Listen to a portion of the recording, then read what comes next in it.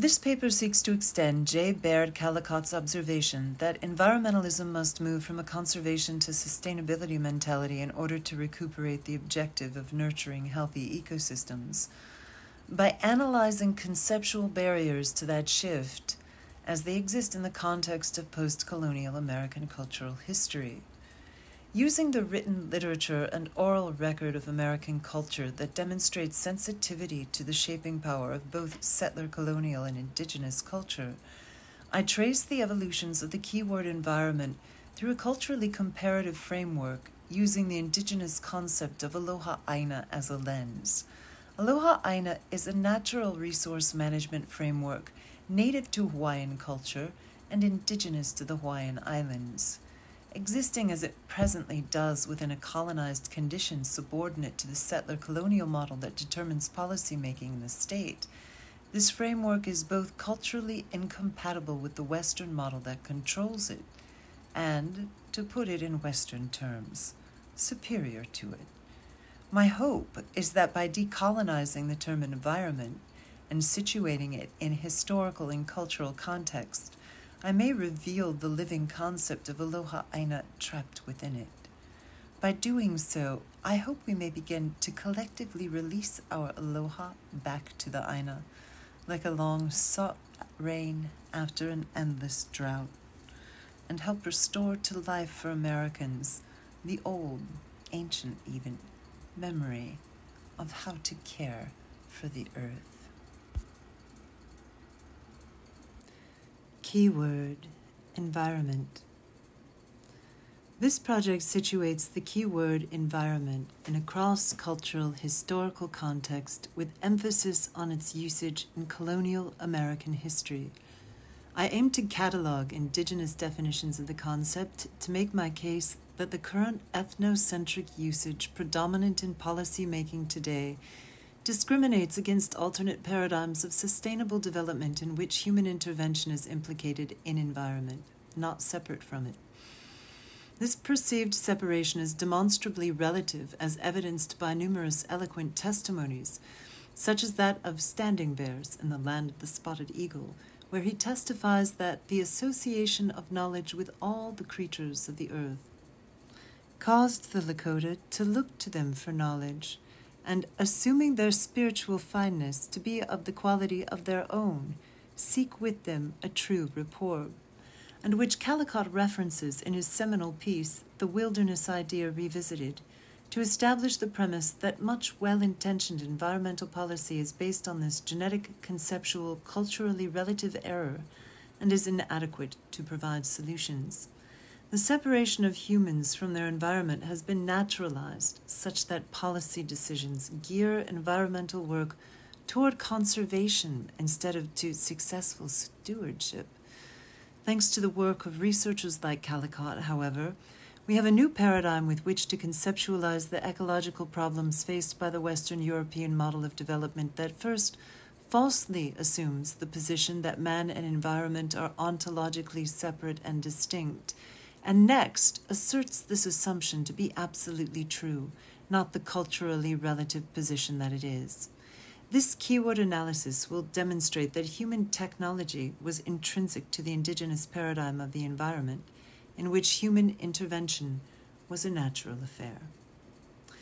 Callicott recuperates the social constructionist point of view that systems are based on strategies of attention determined by intention, especially along what is still often construed as the inalienable atomic axes of binaries like man, woman, and humans, nature. But Callicott iconoclastically marries that claim to the claim that not all constructions are equal. As a consequence, environmentalism in its current state is exposed to be hemmed in by an information-poor cultural iron curtain that has left American capitalist culture in a state of benighted dysfunction. Through comparative analysis with cultures who construe the environment as something continuous with the human biology, psychology, spirit, and knowledge base, the term environment becomes something more than its development along one axis of historical time. Cross-cultural variation in usage and application may modify assumptions about what the environment is and isn't that have been naturalized in the Western model, but which are, in fact, relative to the semantics of capitalist culture. An example of a culture whose construction of environment is incommensurate with the definition in play in late American capitalist culture is the aloha aina, or uamau ke ea o ka aina I ka pono of Hawaii nei, which ties ethical action to right, or pono, treatment of the land, or aina. Also of importance are accounts of relationships with the land prior to and after the period of land enclosures in England, pre- and post-Tudor, which marked a seismic shift in the way natural resources had been stewarded and managed up until that time, as a modern money system was gradually adopted and steps were taken to industrialize the area's resource base and centralize management of it. I am examining here, as Vermonia Alston does in passing, the mainstream preoccupation with wilderness traditions, pastoralism, and the romantic impulse of nature writing as fetishism, but I emphasize the 14th century change in usage that occurs at the time the word nature is replaced with environs, a French word from which the English term environmentalism ultimately derives. Alston attends to Raymond Williams' omission of the term environment in his classic Keywords text by foregrounding Williams' entry on nature, enacting what will be this term's erasure in the first and second editions of the Burgett and Hendler's Keywords for American Cultural Studies, by performing an interview in the absence of the term environment in Williams' book. That the term Williams elides recurs with a vengeance is evident from the noticeable absence of the entry on nature in the first two editions of Burgett and Hendler, where it is subordinated to the term environment. The term environment nonetheless already exists as a premonitory cultural artifact in Raymond Williams' classic Keywords, a vocabulary of culture and society. Here, nature still precedes environment as a classic key word. If the concept of the environment, as Callcott asserts, is a result of Western philosophers of nature becoming enamored of the scientific method, we can discern a snapshot of its usage and inchoate manifestation from 1978, the date of Keywords' publication, by searching for all the entries in which the term science appears, and then also searching for all the entries in which the term nature appears. By cross-referencing them, we get the following list of entries: organic, psychological, cultural, materialism, genetic, ideology, doctrinaire, culture, behavior, determinism. Environment, in other words, emerges as an inchoate index of alienation. The space conventionally observed by natural philosophers to be a living reality coterminal with human consciousness is expunged and effectively converted to property, coincident with the penning of the Novum Organum by Francis Bacon. The Novum Organum was said by Bacon to be a tribute to King James, and in tongue-in-cheek, a response to the King James Bible, completed in his lifetime.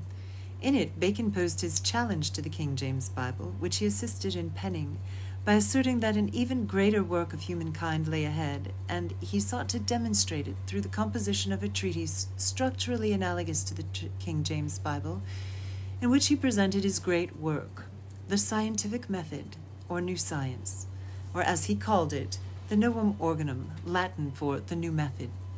This was his response to the English God, nature, state, and religion into which he was born. What was the scientific method? And considering its introduction into the canon of English thought over a century prior to the American Revolution on the brink of the War of the Three Kingdoms, or English Civil War, what does it have to do with transplanting the environment onto the natural world?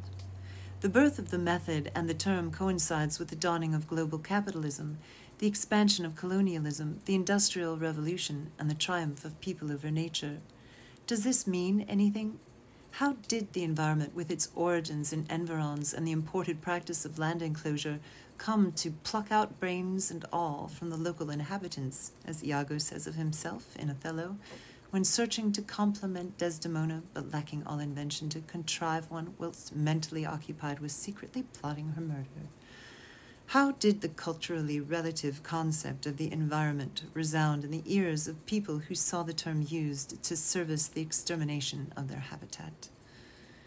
In the 14th century, environs emerges in Wycliffe's translation of the Bible as an interpretation of the classical Latin circuitous, meaning around. This reveals the logic of enclosure embedded in Anglo-Saxon culture and the promotion of this logic through the writing of the Bible. In its early 13th century Anglo-Norman and Middle French usage, the Oxford English Dictionary most commonly finds environs to signify frontiers, boundaries, circumference, or surroundings. The environment is thus synonymous with the emergence of the English language and comes into full flower during the High Middle English period of the Plantagenet era, in which preceded the Old English phase of Norman England, shortly antecedent, that is, to the House of Anjou creation of the Magna Carta, which was originally entitled The Great Charter of the Liberties of England and the Liberties of the Forest. Since the Magna Carta will become the model for the legal system upon which colonialism is built, it is significant that its creation historically precipitates the advent of the word environment in the English language. The United States has a colonial history, and English colonists called the new lands of North America and Australia wilderness, an idea taken originally from the English translation of the Bible. This designation enabled them to see the American and Australian continents as essentially empty of human beings and thus available for immediate occupancy. The Australian bureaucratic term for wilderness, terra nullius, a Latin phrase meaning empty land, says it all quite explicitly. So does the Wilderness Act of 1964, which defines wilderness as an area of undeveloped federal land retaining its primeval character and influence, without permanent improvements or human habitation. So what is our common habitat if nature, by way of the environment, has been defined as a terra nullius, that, with a primeval character untarnished by human habitation in the founding legislation on which policy is built in America? For a broader perspective, I turn now to the long view provided by Our Common Habitat, a report provided by the World Commission on Environment and Development, written for the United Nations in 1987, in which the substitution of the wilderness concept in place of mutually sustaining relationships between people and their surroundings is complete. In Part 3 of this report, this dissociated alienation is reenacted in its eponymous title, Common Endeavors, Conflict as a Source of Unsustainable Development. The inversion of cause for effect here substitutes conflict as the cause of unsustainable development instead of the more logically intuitive conclusion that unsustainable development causes conflict. The consequence of this sleight of hand is environmental policy, which has failed to provision sustainable outcomes through the management of natural resources. This abysmal state of dysfunction has produced the sustainability movement as a unique entity distinct from the environmental movement.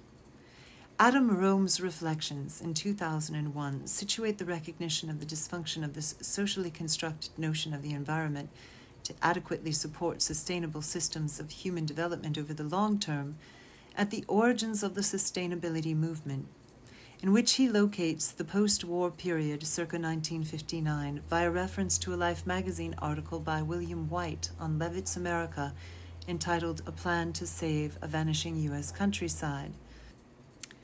The sustainability movement can thus be seen as a natural consequence of the alienation of people from the mutually causal relationship with their habitat that existed prior to the construction of the environment out of the world around them, first during the pre-colonial land enclosures of the Plantagenet period, as documented in the etymological record, and then during its suburbanization under late American capitalist culture as it is chronicled by Elizabeth Cohen in her analysis of the Servicemen's Readjustment Act of 1944, in which she dissects the confiscation of public infrastructure by military contracted suburban development under the central coordination of the still nascent federal government reconverted for post-war civilian life to restructure society, manufacture consent, and reinforce the authority of the consumer business model of American life.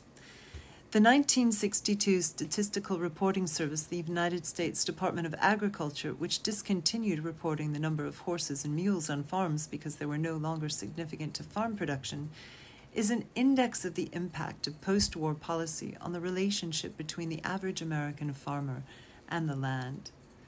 Where is the environment in this? Good question. James Howard Kunstler charges and condemns suburban living conditions for the death of the American habitat in the geography of nowhere through its replacement with the agoraphobia-producing spectacle that politicians proudly call growth, where 80% of everything ever built in America has been built in the last 50 years, and most of it is depressing, brutal, ugly, unhealthy, and spiritually degrading as the jive plastic commuter tract home wastelands, the Potemkin village shopping plazas with their vast parking lagoons, the Lego block hotel complexes, the gourmet mansardic junk food joints, the Orwellian office parks, featuring buildings sheathed in the same reflective glass as the sunglasses worn by the chain gang guards, the particle-board garden apartments rising up in every meadow and cornfield, the freeway loops around every big and little city with their clusters of discount merchandise marts, the whole destructive, wasteful, toxic, agoraphobia-inducing spectacle that politicians proudly call growth. The roots of this construction of the environment as something opposed to human intervention can be unearthed in colonial American history through the Recorder's Office land administration records from the Gloucester plantation days of the expanding Massachusetts Bay Colony of the 1640s. As Daniel Beaver's important study of the Massachusetts Bay Colony's archives from 1642 to 1650 documents, it is increasingly clear that these mundane rights of occupation were joined through the language of charter and treaty to a high political discourse of imperium and dominium, the Roman law terms in which the English crown and its agents justified royal sovereignty over its New World dominions to other European powers during the late 16th and early 17th centuries.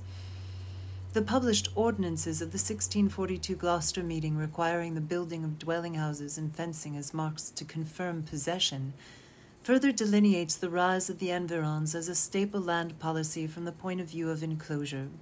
Under the bylaws of colonial Gloucester, property could be lost if not built upon. This politics of property that involved control over the offices that conferred title to land were important not only in the making of property, but to the construction of the environment that will be built upon these precedents of law. The record of these early transactions in the Massachusetts Bay Colony extends back to 1639 in the holdings of the established General Court, which had administered a patent for the fishing plantation on Cape Ann that year on behalf of the London merchant Maurice Thompson. The Recorder's Project in New England began to take shape in 1635, when Obadiah Bruin, the youngest son of John Bruin and Bruin Stapleford in Cheshire, acquired a share in the Piscataqua plantation project as part of a syndicate drawn from the powerful company of drapers in Shrewsbury, to which Obadiah himself belonged. Although the explicit political significance of English corporate and manorial approaches to land law in these settlements have not yet been understood, Bruin's Town Book of the Gloucester Plantation provides a useful point of departure for further study of the quintessentially colonial American construction of land law and the rescripting of land that had been human habitat to land as property in a system of exchange that benefited the corporate landholders of incorporated bodies, such as the Massachusetts Bay, Virginia, Plymouth, and London companies, at the expense of both the settlers who were used to colonize the region and the indigenous who were colonized or exterminated. The entitlement to possess land expressed an imperial prerogative that imposed a construction on human habitat that put that habitat in the service of the crown or one of its incorporated bodies. The early colonies were such bodies, and it is upon the basis of their tradition of administering the land that land policy is built in the United States. Early Dutch, English, and French-American settlers brought milling technologies from Europe in unison with these administrative traditions. further transforming human habitat in accordance with the capitalist mode of production, supported by the administrative procedures and processes for managing land and resources, of which the records of the General Court of the early Gloucester and Bruin's Town Record compose a 1639 to 1650 period sample. Dam building for water power in the eastern United States began in the late 1600s and persisted until the early 1900s. Dams and races that delivered water from the pond upstream of a dam were built to run iron forges, furnaces, mining operations, and most commonly, mills. We refer to all these water-powered activities as milling.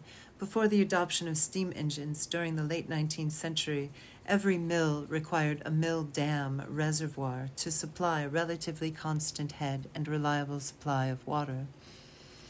Whig politician John C. Spencer's observation in 1847 that the United States was a boundless hydrographical system was not lost on the Army Corps of Engineers.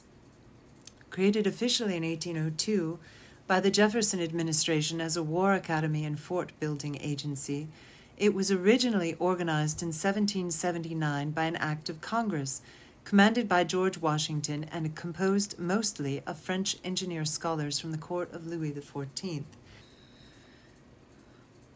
This institution's role in fort building contributed to a rise in the usage of the term environs within the military, as a comparative study of the letters of revolutionary officers alongside those from the Civil War reveals.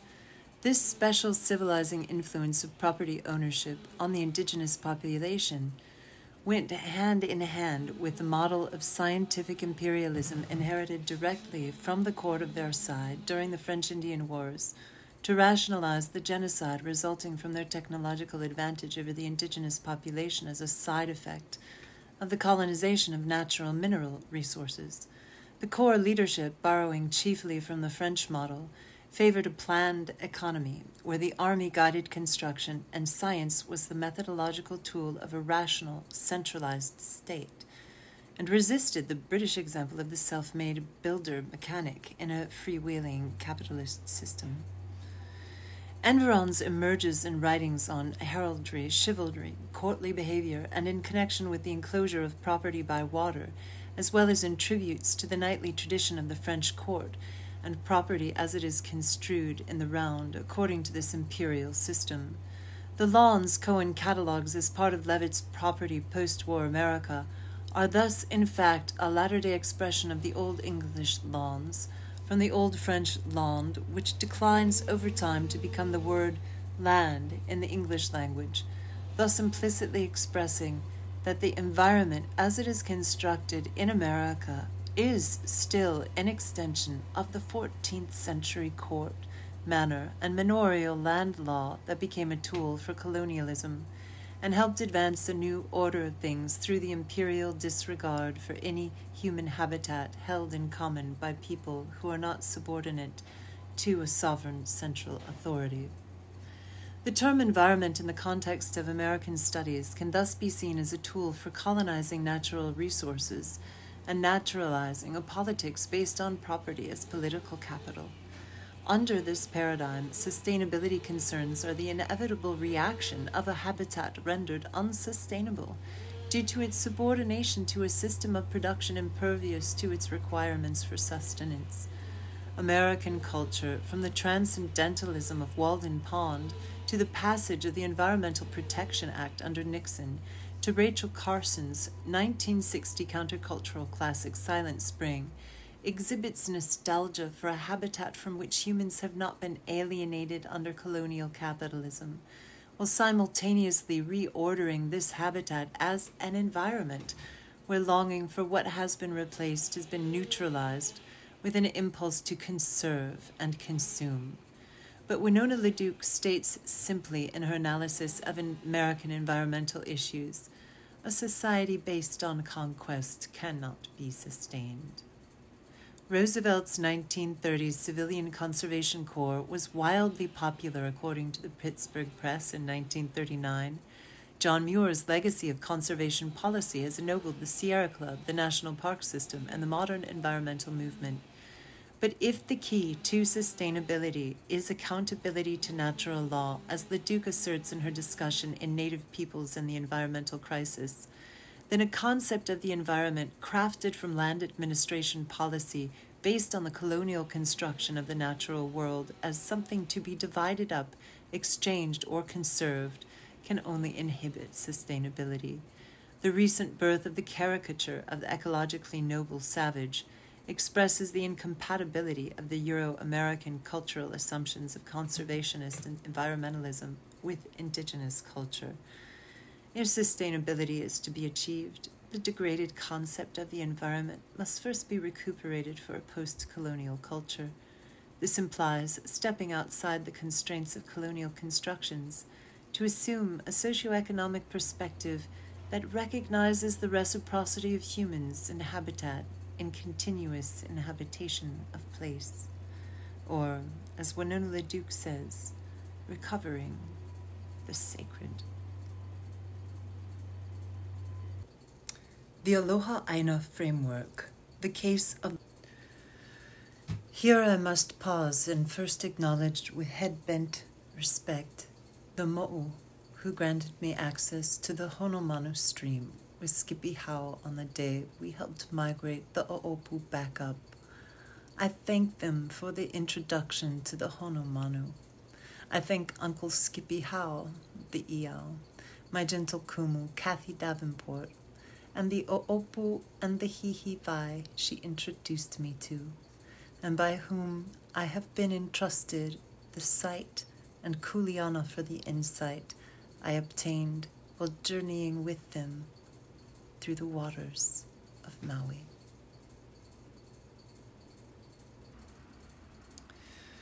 The Ecology by Hand Study Abstract. Before the arrival of Captain James Cook in 1778, Kanaka Maoli water management practices were able to sustain a landscape of native crops in uplands of 4,000 feet elevation in regular growth, and well-stocked fisheries that could support an estimated population of 800,000 to 1 million. Today, the state of Hawaii water management practices yield only negligible quantities of native crops upland and no well-stocked fisheries able to support a local population of comparable size. This paper will be a comparative study between the indigenous water management practices still active in the West and East Maui Mountains and state practices derived from Western cultural models which are currently trending. By compiling an archive of oral interviews and research with practitioners in Kanaka Maoli water management, I will examine how cultural practitioners have maintained these indigenous natural systems despite colonization. State practices will be examined in parallel with indigenous practices in the field in the presence of aquatic biologist and representative of Hawaii Department of Aquatic Resources, Skippy Howe, who also acts as water steward of the Loko'ia and traditional cultural practitioner in the West Maui Mountains watershed. In the Lo'ikalo, fieldwork will be conducted under the supervision of practitioner Penny Levin.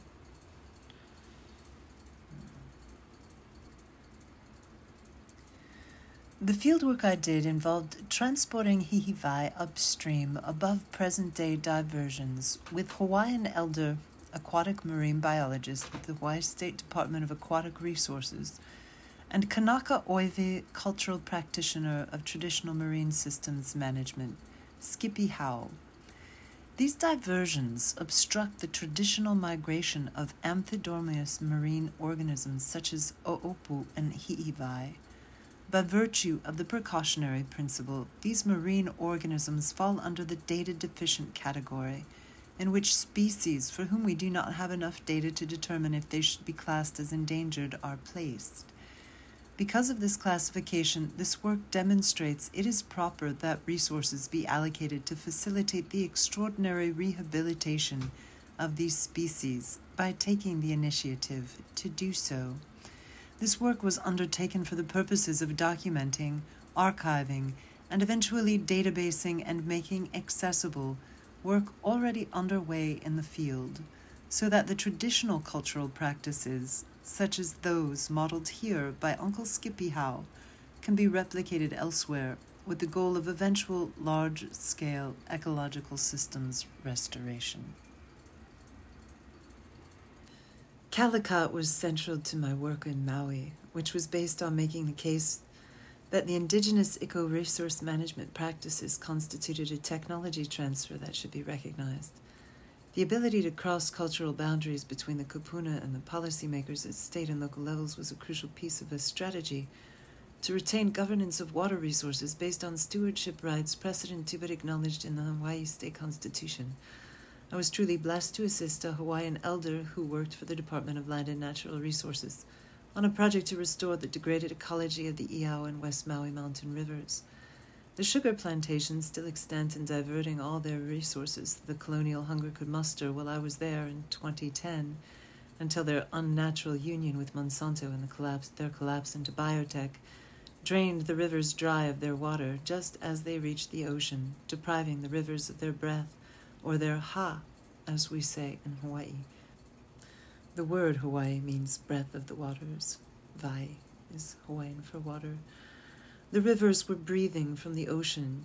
It was a fantastic thing to apperceive, the way the mountain was exchanging fresh water with the salty ocean, and how the entire ecology of the riverbed depended on this imperceptible operation, which impacted not just what we couldn't see, the health of the riverbed, but what we western-eyed ones could, the fish.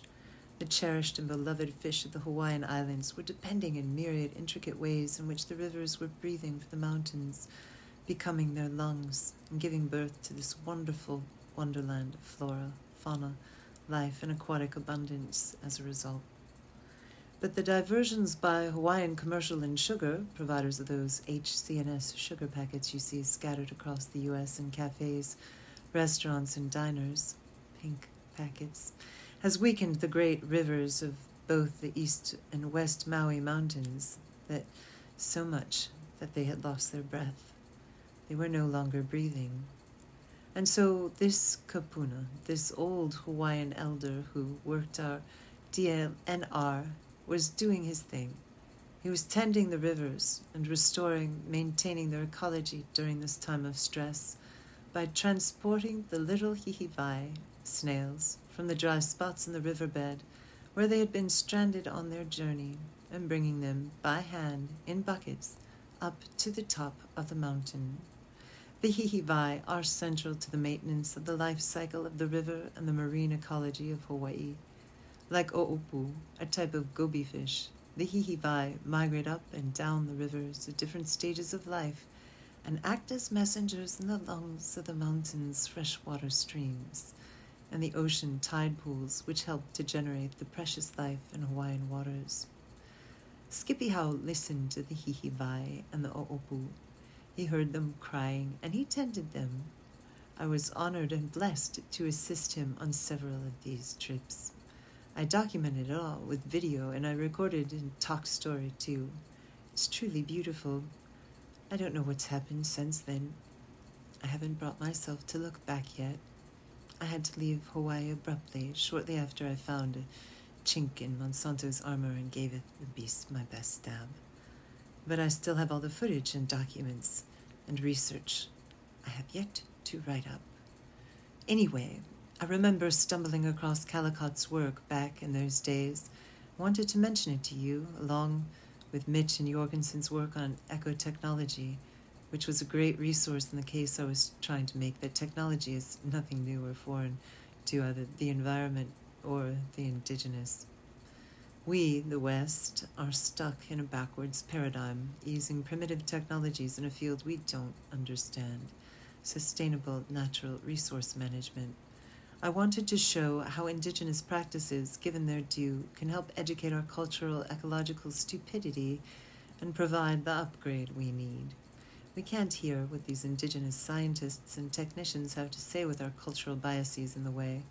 So I wanted to remove them by showing the sophistication being brought to bear in the practices of elders like Skippy-Hau, which demonstrate an appreciation of the entire ecological system in a holistic approach that is entirely foreign to Western natural resource management practices. I was privileged to have been inducted into the Hawaiian worldview, and like a reverse Francis Bacon, I wanted to share it. The work is still to be accomplished. We have to translate the value of the indigenous knowledge base into Western terms so it can be appreciated, and so outdated colonial industrial land management practices can be phased out and replaced with a more holistic, sophisticated system. To do so, cultural boundaries must be crossed, and the case must be made. I was honored to be permitted to make those journeys with Skippy Howe. I also feel I have a kuleana, a responsibility for the vision I was given by the Hihiwai, Hihiwai, by the mountains, the rain, the ocean, air, 10 years ago. I hear their prayer. It lives in me. It is my aloha now, part of the gift of breath that escapes and returns from me whenever I speak. It is the earth remembering through me, still breathing. Script. The first Ha. Contemplation of the clouds. A day with Skippy Howe. The scene opens low in the valley. We hear it. From each corner and echoing, we hear the water in the air, the streams conversing. The effect forms geometries, and that geometry is a significance that transfers information as compactly, elegantly, and dramatically as a current of wind, its story to a bird. It is a moody day. Skippy Howe's buckets of just spawning opa'ai, o'opu, and Hihiwai anchor the moment, but the laminated photographs of species and charts he holds up in succession tremble with the possibility of rain.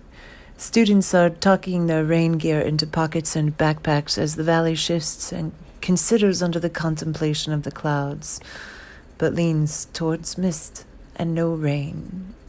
We are learning the language that is not taught in books, a language that has never been codified because it cannot be translated into words. It is the water gossiping and laughing with the air. It is thunder as a vowel. It is the valley becoming undone and flash flooding you with insight as it subtracts the time you have to make a decision. It is nature. It is her aina. If we use the terms interchangeably, although nature lacks the symbiotic and animated dimension the aina embodies. In the full regalia of the laws she embodies and the necessity of recognizing and responding to them, her call, meke aloha aina, in this time of need, while her systems under stress in present time are in urgent need of repair. Skippy proceeded to tell us about stream flow and the habits of aquatic organisms who maintain streams' ecologies, and how the practice of diversion destroys the entire system that these organisms create, which lead to stream filtration, vegetation transpiration, and the maintenance of a healthy hydrologic cycle, and in turn, the cooler climate. Perhaps more like the most equitable climate in the world, Nakwina describes in her 1904 account, Hawaii Native Peoples. Skippy and I are ascending the long, curling steps that lead up from a few of the cascading pool spawning grounds of the Hihiwai, O'opu, and the Opai in the Iao stream. These marine organisms are taxonomically unrelated but share a common evolutionary history, although described as amphidromous, meaning primarily fishes who have moved between fresh and saltwater habitats, not necessarily to breed. This term does not capture the full evolutionary majesty of what exists in nature, especially in an extant record of organisms that not only exhibit this behavioral characteristic, but likewise have evolved physical tools, as in the case of the particular fish who changes its upper jaw into a hook in order to heft itself upstream to its destination, to the O'opu Niha, who has fused its pelvic fins together into a suction cup to facilitate its gravity-destroying journey, to the waterfall scaling Opai, who have evolved to vertically climb slick surfaces of rock under running waterfalls, and unique techniques for migrating upstream that merit further study. Why was migrating upstream and against gravity so important? And what consequences does this activity have for the life of the stream? Are these marine organisms providing a service to stream ecology in symbiotic relationship with an aspect of the stream? Is there anything in common across all these different species that happens as a result of the fresh and saltwater conversation of these upward migrations? That is the question I want to ask Skippy Howe. But our journey has not yet begun. I am not yet at the question-asking stage. We are still ascending the steps, and I am preparing my informed consent form for his signature, and we are, in my recollection, on the valley floor, getting acquainted, stepping up to the level above, Skippy carrying his buckets just released of all their fertility in the mist and inquiry of the waters, and still in his wetsuit. He wouldn't hear of me carrying a bucket. I had offered and felt a little ashamed that I had nothing to bear up the steps except my rush of questions to express my gratitude for the accomplishments of the morning. Skippy was gracious, but the ceremony he had performed, which was ceremonial even though it wasn't expressly shared in this manner with the group involved in the morning's activities, involved the significant gesture of one man moving these tiny Hihiwai by hand up the stream. And this act may be doing much more to hold the stream's ecology together, and so the treasure jewel of the I'au Valley, which visitors from around the world come to see, than anybody working in Western science presently dreams. Skippy had paused and was looking around us as we crossed the bridge, which has always felt a bit like a bridge in an unfinished C.S. Lewis story inspired by his undisclosed trip to Hawaii to me, a portal of some kind, in other words, and as he listened to the peaks of the valley and what this special corridor, the expanse spanned by the body of the bridge we were crossing, had to communicate to the pools, cascades and streams below, he said, there are protocols. For example, if someone is harvesting at some time in a stream, I do not come to that area during that time. He was sharing the life of the stream, which is vibrant in spite of diversions and the ecological violence of channelization. At the top, before we had started down to release the spawning organisms in the stream, he had paused, looked around him, and commented on how it always feels in the valley. Like air conditioning. Cool, yeah? And he demonstrated his listening to us. I can hear the water in the air here. Over where the diversions occur, there is no sound, no conversation of the water. But not only is it silent, the temperature is higher. It's hot. The water boils the larvae, and the area is arid. It's arid in sound as well as air. I realized at this point what Skippy had said and wanted to ask him something about it, but the question would have to wait. We were already on our way to release the organisms below. This question wasn't about amphidromy, but it was similar. We will see how as the narrative progresses. What Skippy had just shared suggested the possibility that a study could be done proving the correlation between stream diversion and temperature rise or climate change. I was eager to ask him about it, but didn't trust my tongue to eloquently express the concept yet, and so held my breath. The two insights I had that day on the way up and down the valley elevations was that the information Skippy had used to relay whether or not any floods were imminent or the conditions safe for our excursion was being correlated with an array of other signifiers in a field that could only be claimed at the point where a person meets the laws of the world he inhabits. This intuition and instinct is combined as a form of knowledge that has no name, to my knowledge, in English, but which in Hawaiian culture is captured by the phrase aloha aina in the figure of the konohiki. For the purposes of this study, and due to the lack of any further context for this type of knowledge in the West, the konohiki can be considered our environmental doctors, those who see the limits, laws, and messages of things as they are, and behave to keep that environment in good order. Sometimes the message is a call or an expression of need, like the call of the Hihiwai to migrate past the corporate diversions to the upper climes of the deeply breathing streams. Seeing the invisible. So what is it Skippy sees, hears, pays attention to, that other scientists don't? What isn't there? The pattern, the larger intelligence of the system of which he is a symbiotic, responsive, transmitting and receiving part. He's hearing the why and the how of the water, and that intuition, multisensory knowledge, instructs him effectively how to behave, what to do, in order to care for the Aina. This is the journey we are about to take, deep into the invisible, living world that is already everywhere around you, breathing you alive, awake, and asleep, and amplified with Ha.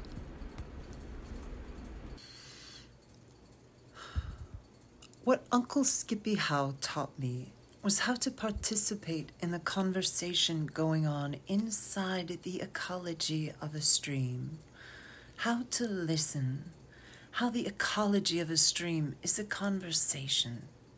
Skippy gave me many examples, guiding me gently, if I was paying proper attention, of how to learn from the stream, and that the only real way to learn is to participate in its conversation, its culture, its life. To take care of our resources is to know them. This is the new science that is not new, but actually very, very old as the Kumalipo itself, the creation chant, epistemology and genealogy, or moku au au, of the Hawaiian people.